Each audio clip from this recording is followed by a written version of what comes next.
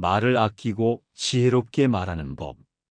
사람은 하루에 평균 7천에서 2만 마디의 말을 합니다. 많은 말을 했다고 해서 모두 기억되진 않지만 단 한마디의 말이 사람의 마음을 찌를 수도 살릴 수도 있습니다. 크리스천으로 살아간다는 건 내가 하고 싶은 말보다 하나님이 원하시는 말을 선택하는 삶입니다. 감정이 격해질 때 우리는 말로 풀고 싶어집니다. 억울할 때 우리는 말로 자신을 증명하고 싶습니다. 하지만 하나님의 사람은 다릅니다. 때로는 침묵이 믿음입니다. 때로는 말하지 않는 것이 용서입니다. 때로는 뒤에서 말하지 않는 것이 사랑입니다. 말을 아낀다는 건 겁이 많아서가 아니라 사람을 두려워해서가 아니라 하나님을 경외하기 때문에입니다. 야고보서에는 혀를 온전히 다스리는 사람은 온 몸을 제어할 수 있다고 했습니다. 말은 방향입니다. 말은 성품입니다. 말은 신앙입니다. 내가 오늘 어떤 말로 가정을 세우는지, 어떤 말로 공동체를 무너뜨리는지, 말은 보이지 않는 곳에서 하나님의 사람인지 아닌지를 가장 명확하게 보여주는 거울입니다. 그러니 오늘도 기도해야 합니다. 주님, 내 입에 파수꾼을 세워주시고 내 말이 은혜의 소금으로 맛을 내게 하소서. 많은 말을 하는 사람이 아니라 깊은 말을 하는 사람, 필요한 때 정확하게 말할 줄 아는 사람, 그 사람이 세상을 바꾸는 진짜 믿음의 사람입니다. 1편. 말은 흘러가지만 흔적은 남는다. 말은 공기 중에 사라지는 것 같지만 실은 마음에 남아 흔적을 남깁니다. 우리는 자주 그때 한 말 기억 안 나 라고 쉽게 말하지만 상대의 마음에는 그 말이 칼처럼 꽂혀 있을 수 있습니다. 말은 도구가 아니라 씨앗입니다. 뿌리는 즉시 자라지는 않지만 시간이 지나면 반드시 열매를 맺습니다. 문제는 그 말이 생명의 씨앗이 될 수도 있고 상처의 씨앗이 될 수도 있다는 것입니다. 왜 우리는 말을 쉽게 내뱉는가? 왜 그렇게 빨리 판단하고 쉽게 비난하고 감정대로 말하는가? 그 이유는 단순합니다. 자기 마음을 다스리기보다 상대를 통제하고 싶기 때문입니다. 우리는 말로 사람을 움직이려 하고 상황을 유리하게 만들려 하고 자신의 우위를 입증하려 합니다. 하지만 크리스천은 다릅니다. 하나님의 사람은 자기 혀를 다스릴 줄 아는 사람입니다. 잠언 17장 27절은 이렇게 말합니다. 말을 아끼는 자는 지식이 있고 성품이 온유한 자는 명철하니라. 말을 아낀다는 건 말을 하지 않는다는 뜻이 아니라 언제 말해야 하고 언제 침묵해야 하는지를 아는 지혜입니다. 어떤 말은 사람을 살리고 어떤 말은 사람을 무너뜨립니다. 그렇다면 나는 오늘 어떤 말을 심고 있는가? 내 말이 지나간 자리엔 평안이 남는가? 불안이 남는가? 회복이 피어나는가? 상처가 도드라지는가? 말을 다스리는 사람은 자기 인생을 다스리는 사람입니다.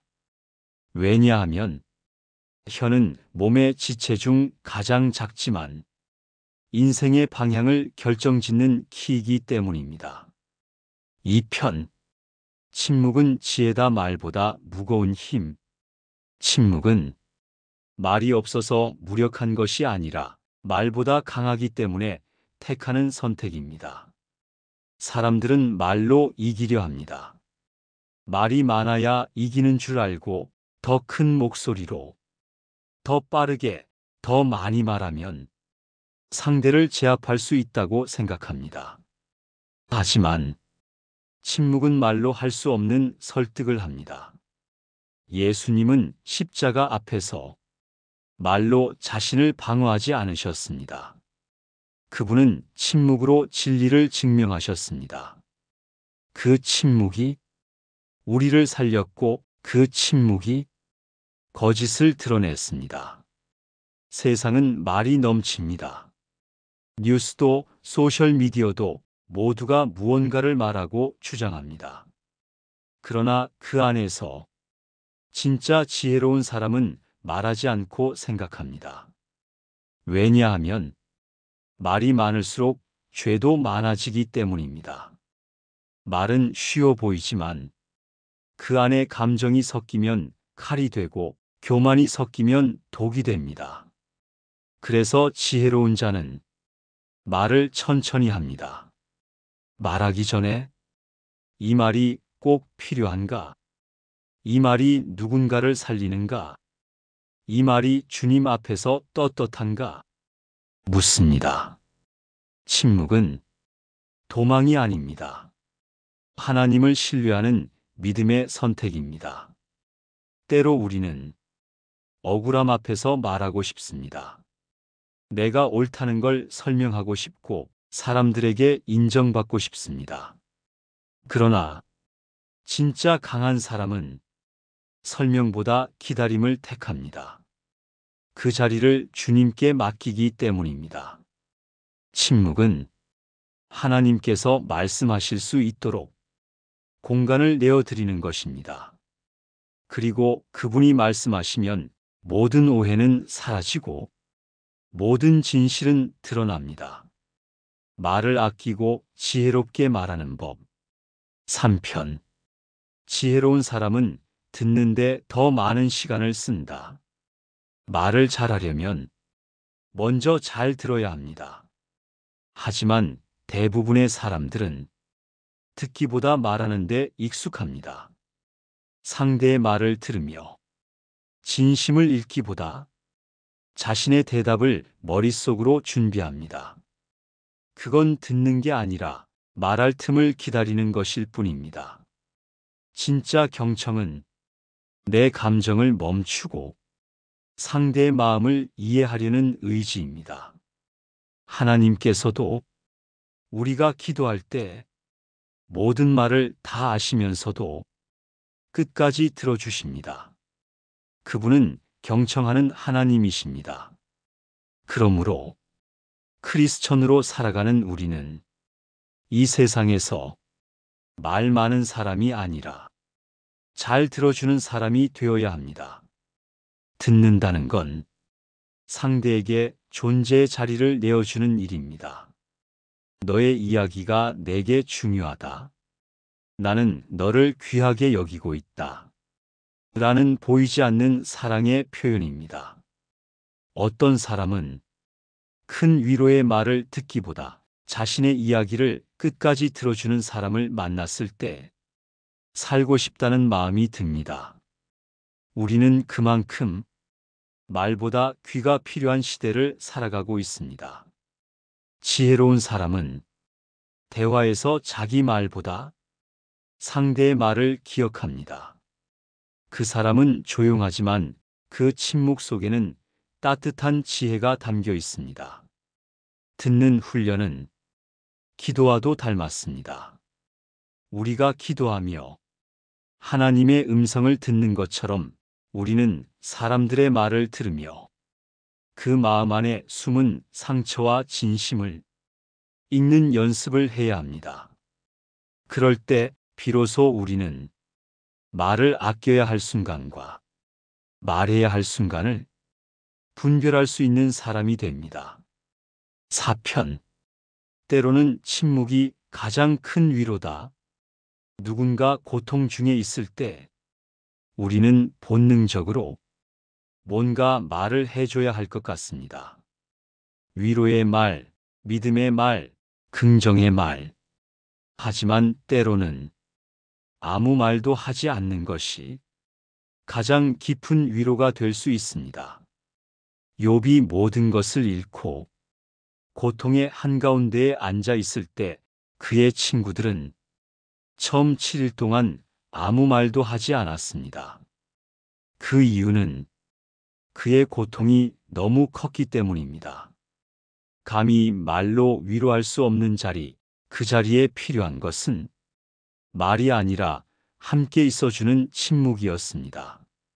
그러나 그들이 말을 시작했을 때부터 위로는 상처로 바뀌었습니다. 이것은 우리에게 큰 교훈을 줍니다.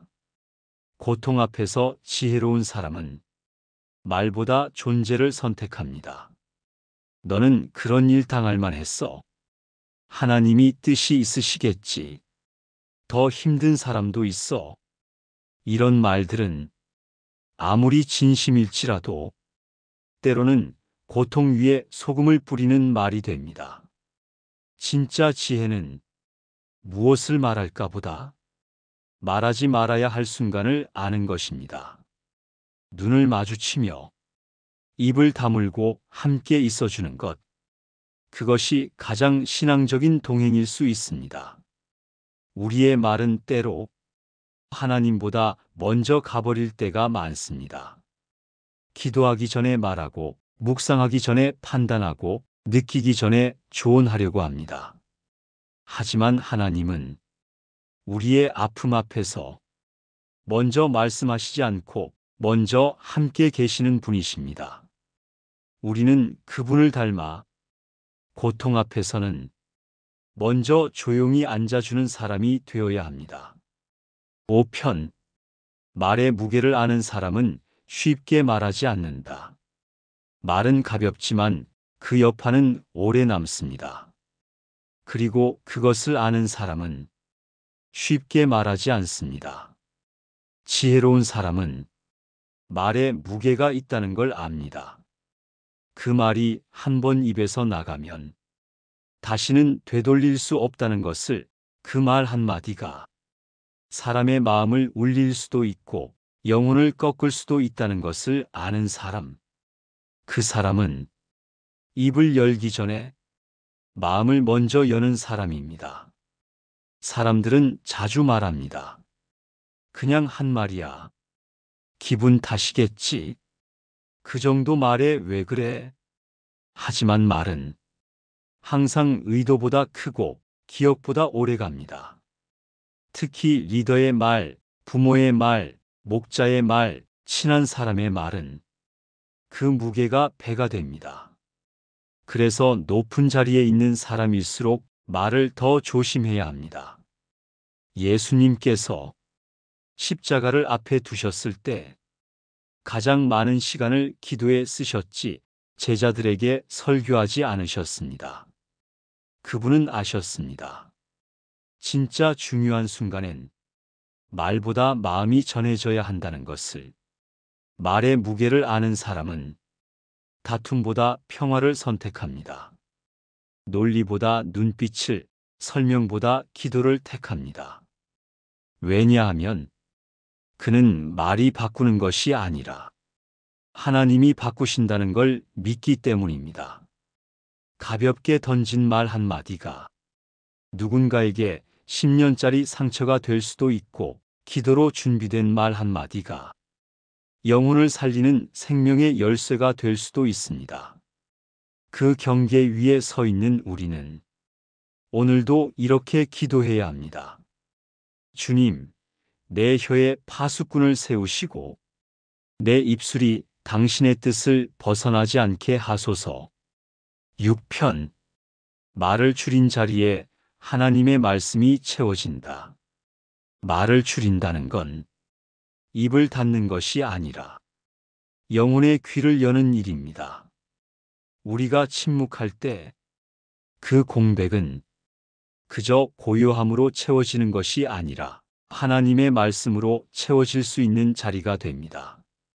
세상 말이 많을수록 하나님의 말씀이 묻힙니다. 정보가 넘치는 시대일수록 지혜는 찾기 어려워집니다.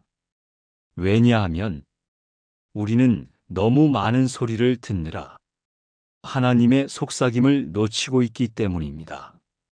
말을 아끼는 사람은 그 침묵의 공간에 기도를 채웁니다. 성경 말씀을 되뇌며 자신의 생각보다 하나님의 뜻을 묻습니다. 그때 말씀이 깊이 박힙니다. 그리고 내 말이 하나님의 말씀을 닮아가기 시작합니다. 그 사람의 말은 더 이상 자기 감정이 아니라 하나님의 의도가 흘러나오는 말이 됩니다. 예수님은 늘 침묵의 시간을 가지셨습니다. 바쁘게 사역하셨지만 새벽에 한적한 곳으로 나아가 말씀으로 채워지셨습니다. 그분의 말은 단순한 대답이 아니라 하나님의 권세가 담긴 말씀이었습니다. 우리도 말보다 말씀으로 채워질 때 비로소 누군가의 인생에 생명을 심는 말을 할 수 있습니다. 말을 줄이면 내 안에 하나님의 말씀이 울립니다. 그 말씀이 쌓이면 입을 열 때마다 내 말이 아니라 주님의 말씀이 나옵니다. 그 사람이 지혜로운 사람입니다. 그리고 그 사람이 세상을 밝히는 빛이 됩니다. 7편. 지혜로운 말은 늦게 도착하지만 가장 오래 남는다. 세상은 빠른 대답을 원합니다. 질문에 망설임 없이 답하는 사람, 즉각 반응하는 사람을 능력 있는 사람이라 말합니다. 그러나 하나님은 천천히 말하는 사람에게 지혜를 주십니다. 왜냐하면 지혜로운 말은 서둘러 나오지 않기 때문입니다. 급한 말은 감정에서 시작되고 지혜로운 말은 묵상에서 시작됩니다. 감정은 즉각적이지만 얕고 묵상은 느리지만 깊습니다. 그래서 지혜로운 말은 늦게 도착하지만 가장 오래 남습니다. 당장은 답답하게 느껴지지만 한참이 지나고 나서도 그 말이 떠오른다면 그건 하나님이 주신 말일 수 있습니다. 사람들은 지혜로운 사람의 말을 기억합니다. 그가 말이 적었지만 말할 때마다 묵직한 울림이 있었기 때문입니다. 예수님도 질문을 받으셨을 때 바로 대답하지 않으셨습니다. 때로는 땅에 글을 쓰셨고, 때로는 질문으로 되돌리셨고, 때로는 침묵하셨습니다. 그분은 말보다 진실의 무게를 아셨기 때문입니다. 우리는 그분의 침묵에서 지혜를 배웁니다. 지혜로운 말은 정확한 순간에 도착합니다. 그 타이밍은 내가 정하는 게 아니라 기도와 묵상 속에서 하나님이 정하시는 때입니다. 그 말은 누군가의 마음 속에 오랫동안 울림이 되어 남습니다. 당장은 느리지만 영원히 남는 말, 그것이 지혜의 말입니다. 8편. 내가 말하지 않는 동안 하나님이 일하신다. 우리는 문제를 보면 본능처럼 말하고 싶습니다. 이건 이래야 해. 저 사람은 왜 저래? 누가 잘못했는지 내가 말해줘야 해. 그 말들엔 정의도 있고 진심도 있고 사랑도 있을 수 있습니다. 하지만 그 속에는 하나님보다 내가 먼저 움직이려는 조급함도 들어 있습니다. 하나님의 사람은 압니다. 때로는 침묵이 믿음이라는 것을. 내가 말하지 않고 멈춰설 때 그 자리에 하나님이 일하실 공간이 열립니다. 말하지 않는 시간은 포기하는 시간이 아닙니다. 그 시간은 내가 하나님께 주도권을 내어드리는 시간입니다. 기도로 맡긴 뒤 침묵하는 사람은 결코 무력한 사람이 아닙니다. 그 사람은 하나님을 신뢰하기 때문에 자기 말보다 하나님의 일을 기다리는 사람입니다. 그 침묵은 순종이고 그 기다림은 능력입니다. 성경의 요셉도 억울한 누명 속에서 자기 입으로 해명하지 않았습니다. 그 대신 그는 자신의 삶 자체가 하나님의 증거가 되게 했습니다. 결국 하나님은 그를 가장 높은 자리로 자기의 말이 아닌 하나님의 일로 세우셨습니다. 우리도 그렇습니다. 때로는 억울해도 때로는 답답해도 말하지 않기로 선택해야 할 때가 있습니다. 그 선택이 하나님께 길을 여는 믿음이 됩니다. 그리고 어느 날 우리가 침묵한 그 자리에 하나님의 정의와 회복이 가장 완벽한 타이밍으로 도착할 것입니다. 9편.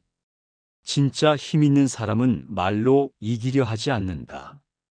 우리는 자주 말로 이기고 싶어 합니다.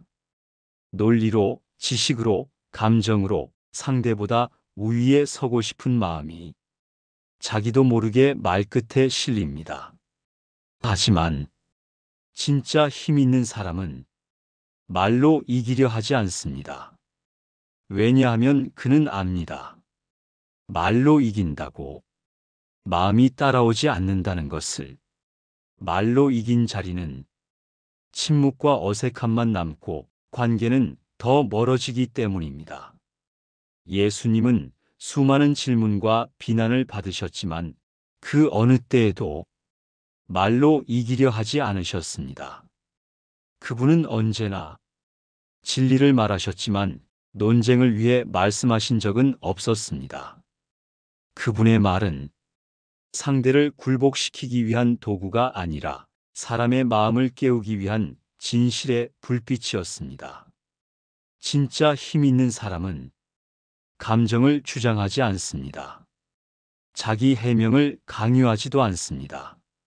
상대가 오해하더라도 하나님이 아신다는 사실 하나로 조용히 자기 자리를 지킵니다.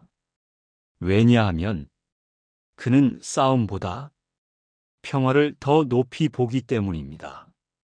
말을 아끼는 사람은 내면의 소리를 잘 듣는 사람입니다.